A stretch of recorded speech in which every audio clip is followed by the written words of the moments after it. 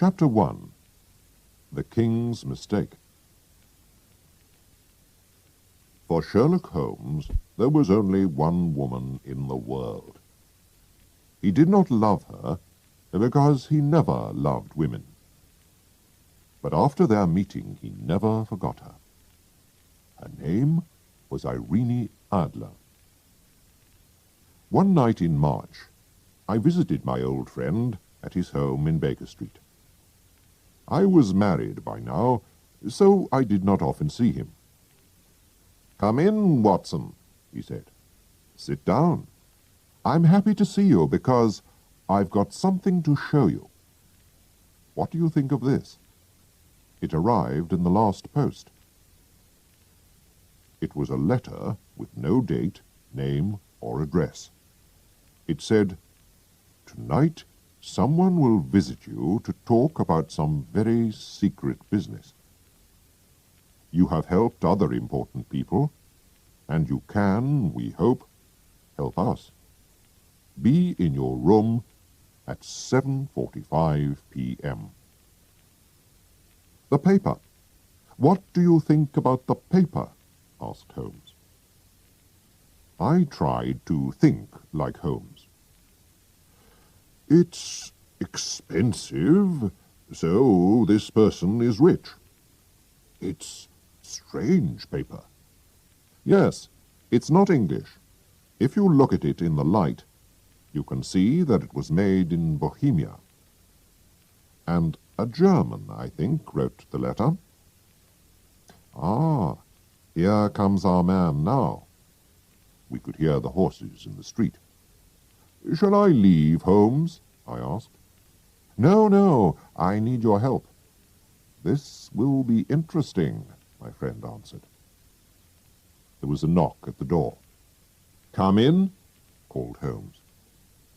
A tall, strong man came into the room. He was wearing expensive clothes and a mask over his face. "You can call me Count von Kram. I come from Bohemia," he said. "My business is most important. Before I tell you about it, do you agree to keep it a secret?" "I do," we said together. "A very important person who belongs to a royal family has sent me to ask for your help," he went on. "I wear a mask because nobody must know who that person is. I must explain how important this business is. If you cannot help, there will be difficulty and trouble for one of the most important families in Europe, and perhaps a very big scandal. I am talking about the famous House of Ormstein, kings of Bohemia." "I know, Your Majesty," said Holmes. He quietly smoked his cigarette. The man jumped up from his chair. "What?" he cried. "How do you know who I am?" Then he pulled the mask off his face and threw it on the ground. "You are right. Why do I hide it? I am the king. I am Wilhelm von Ormstein, king of Bohemia. I came to see you myself because I could not ask another person to tell my story. It must be a secret. You understand?" "Very well. Go on," said Holmes. He closed his eyes and listened. 5 years ago, I met a woman called Irene Adler. We... "Ah," said Holmes. "Irene Adler, born in 1850, singer, lives in London. A very beautiful woman, I hear." He looked at the king. "You and she... you loved her for a while, and then left her. But before you left her, you wrote her some letters, perhaps. And now you want to get these letters back." "That's right." "Did you marry her?" "No." "If she asks you for money, and shows you the letters, you can say that you didn't write them. But, Mr. Holmes, she also has my photograph. You can say that you didn't give her a photograph. We were both in the photograph. Oh, dear. That was a mistake, Your Majesty. I know. I was stupid. But I was very young. You must get the photograph back. Can you steal it from her house? I have tried 5 times. But my men couldn't find it. What can I do? Holmes laughed. This is very interesting. What does she plan to do with the photograph? Soon I am going to marry Clotilde Lotman von Saxe-Meiningen, daughter of the King of Scandinavia. You know, of course, that we are 2 of the most important royal families in Europe. Clotilde will never marry me if she learns that I have been a friend of Irene Adler. You do not know Irene Adler. She's a beautiful woman, but she can be as hard as a man. She was angry when I left her, and so she doesn't want me to marry another woman. I know that she will send this photograph to the Saxe-Meiningen family, and then there will be a terrible scandal. We must find the photograph before she sends it. I am sure that we will find it, said Holmes. You are, of course, staying in London? I will write to you to tell you what happens. And the money? The king put a large, heavy bag on the table. I must have that photograph, he said. There is £1,000 here. If you need more, you must ask at once. The money is not important. And the young woman's address? Asked Holmes. Bryony Lodge, Serpentine Avenue, St. John's Wood, London.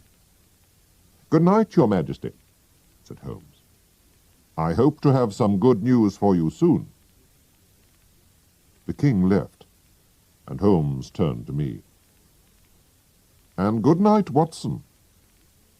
Please come back tomorrow at 3 o'clock in the afternoon. Chapter 2. A Servant Finds Out. When I arrived the next day, Holmes was not there. So I waited in his room. At 4 o'clock the door opened, and a very strange servant came in. He wore old, dirty clothes, and I had to look very hard before I saw that it was my old friend. Holmes, I cried, where have you been? I've had a very good day, he replied with a smile. I've been outside Miss Irene Adler's house. Servants are always happy to talk, and so I have heard a lot about the young woman. For example, she has a good-looking man friend called Godfrey Norton, a lawyer who often visits her. Now, why? If he's her lawyer, perhaps she's already given him the photograph. But if he loves her, she won't show him the photograph. Most interesting, Holmes, I said. While I was there, Mr. Norton himself suddenly arrived. I watched them through the windows. When he left, he jumped into a taxi. To the Church of St. Monica, as fast as you can, he shouted. 2 minutes later, Miss Adler ran out of her house, jumped into another taxi, and called, "To the Church of St. Monica, quickly." I couldn't miss this, Watson, so I jumped into a third taxi. When I arrived, I went into the church. Godfrey Norton looked round and saw me. "Thank God," he shouted. "Come here quickly." "Why?" I asked.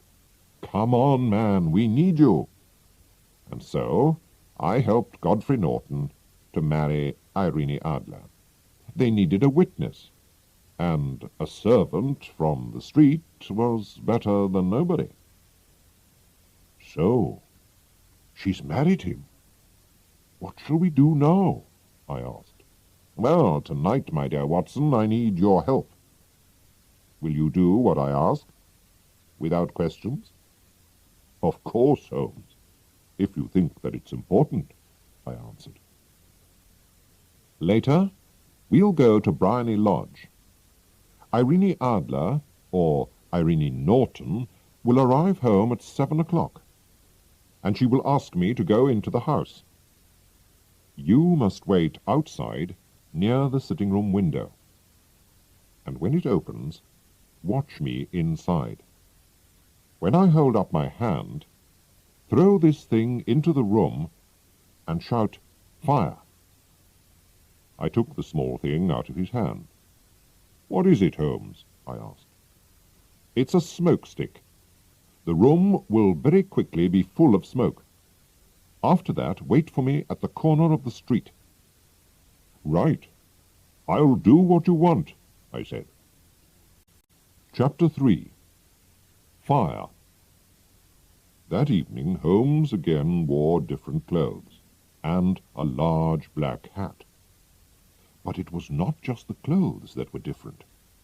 He changed his face, his hair, everything. He was a different man. We walked together to Serpentine Avenue.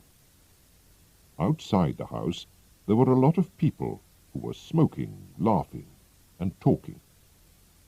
Holmes and I walked up and down in front of the house.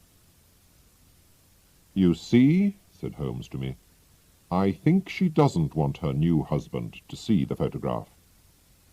"But where is it?" "At her bank?" "No, women like to keep important things themselves. I'm sure it's in her house." "But the king's men tried to find it," I said. "Yes, but they didn't know where to look," said Holmes. "But how will you know?" I asked. "I won't look. She'll show me. She'll have to." Just then a taxi arrived. One of the men in the street ran to open the door. Then another man pushed him. Other men were also pushing and shouting, and a fight began. Irene Norton was in the middle of it, but Sherlock Holmes ran to help her. Then suddenly he fell to the ground, with blood running down his face. Irene Norton hurried to her front door, but she looked back. "How kind of him to help me! Is the poor man hurt?" she called. "He's dead," cried some voices.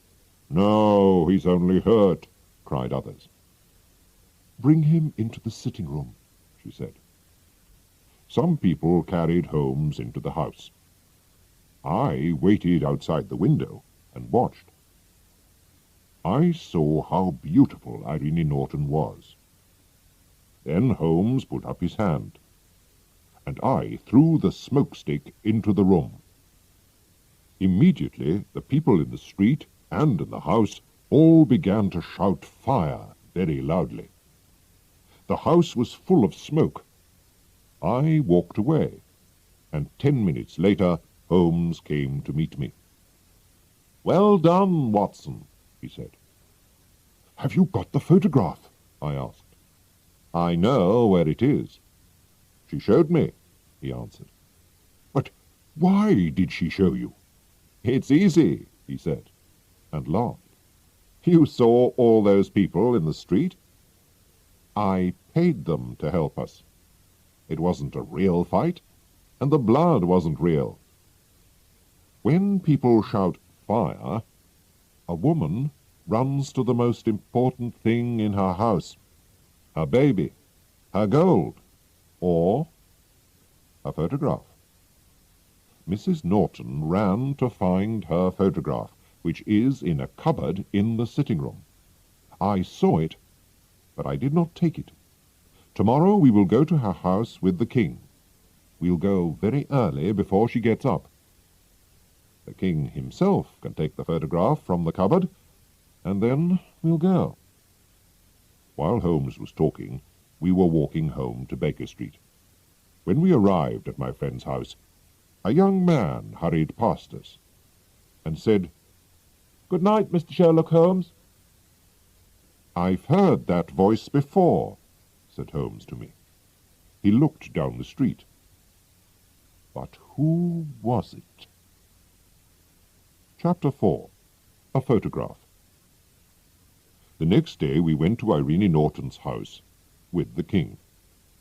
An old servant opened the door. "Mr. Sherlock Holmes?" she asked, and smiled. "Yes," said my friend. He looked very surprised. "Mrs. Irene Norton and her husband left England this morning. They will never come back to this country." "What?" cried Holmes, his face white and angry. "And what about the photograph?" cried the king. We all hurried into the sitting-room. Holmes ran to the cupboard and opened it. Inside was a photograph, not of Irene Adler and the king, but of the beautiful Irene alone. There was also a letter for Sherlock Holmes. We all read it together. "My dear Mr. Sherlock Holmes, you did it very well. I thought that it was a real fire, and that you were just a kind old man. But after I opened the cupboard, I began to think. I knew about the famous Sherlock Holmes. I knew your address, and I knew that the king asked you to find the photograph. So I quickly dressed as a young man and followed you home to Baker Street. I wanted to find out if you really were Sherlock Holmes. I said good night to you outside your door. My husband and I have decided to leave England. Please tell the king that I shall not show the photograph to anybody. I love my husband, and he loves me, and he is a better man than the king. But here is a different photograph, and the king can keep this photograph if he likes. Irene Norton." "What a woman!" cried the king. "Why didn't I marry her? What a woman!" "A very, very clever woman," said Sherlock Holmes coldly. "I am sorry, Your Majesty, that this business has not finished well." "No, no," said the king. "She writes that she will never show the photograph to anybody. I need nothing more than her word. There is no danger for me now. How can I thank you, dear Mr. Holmes?" "I would like just one thing, Your Majesty." "Tell me at once what it is," said the king. "This photograph." The king looked at him in surprise. "Irene's photograph?" he cried. "But of course, it is yours." And so there was no terrible scandal in the royal families of Europe, and Sherlock Holmes still has the photograph of the woman who was cleverer than he was.